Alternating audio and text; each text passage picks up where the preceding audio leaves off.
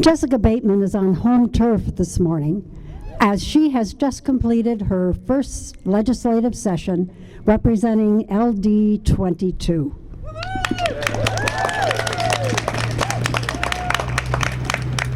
Representative Bateman continues to advocate for health care as she has been appointed Vice Chair of the Healthcare and Wellness Committee.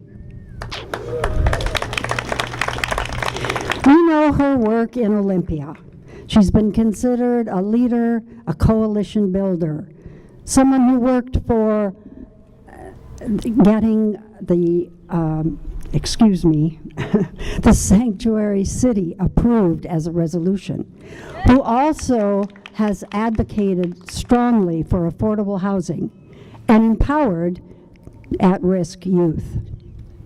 You know, I want us to be really feeling fortunate to have as a speaker Promoting for the People Act, S1, who has made it a core belief and advocacy that we should all have equity and inclusivity in our state of Washington.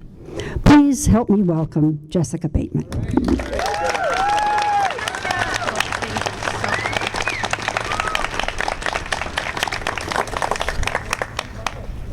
Hello.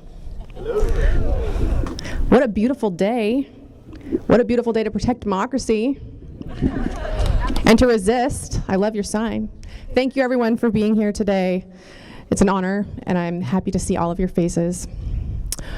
Although our democracy has never been perfect, it's always been worth fighting for. And today America is at an inflection point. During the 2020 election, we saw the largest number of voters cast their ballots in our nation's history. The largest voter turnout in over a century. And we achieved this high level of voter engagement during a global pandemic. During that tumultuous year, elections officials across the country were doing their due diligence to ensure voting access for the American people. Yet politicians, led by the former president, were more preoccupied with spreading the nefarious big lie of alleged voter fraud. Their mission was clear: to cast doubt on our election system and the results of the very election itself. This false allegation culminated in an attempted coup at our nation's capital and an attack on our democracy. Here in Washington state, we had a similar version of events when an armed group stormed through the gates of the governor's residence after assaulting journalists just for doing their jobs. That baseless claim is now being used to justify the introduction of restrictive state voting laws intended to limit access to voting, which will disproportionately affect voters of color. As a nation, we have urgent work to do to create a more equitable, just, and prosperous future. Healthcare for all, a Green New Deal, climate change, and creating abundant and affordable housing for everyone. All of this work is predicated on an inclusive and accessible election system.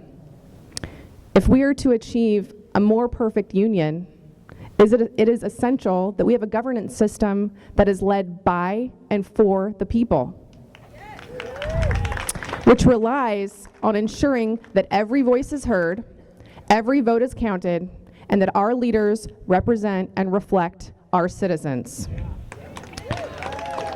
This session, I voted yes on 2 major election reform bills: House Bill 1078, which automatically restores voting rights to formerly incarcerated people, and House Bill 1068, which protects the security of our election system. Yet the laws we pass here in Olympia are part of a fragile web. Counties are where elections actually happen, while federal laws and court decisions set the boundaries for every state, which is why Congress must pass the For the People Act. It will advance equity in our political systems by dismantling historic inequities, combating discrimination, expanding opportunities for all Americans to vote, and offsetting the political effects of wealth inequality in this country. We must enact these protections now to protect against the systematic disenfranchisement of American voters and to build a more inclusive and equitable election system.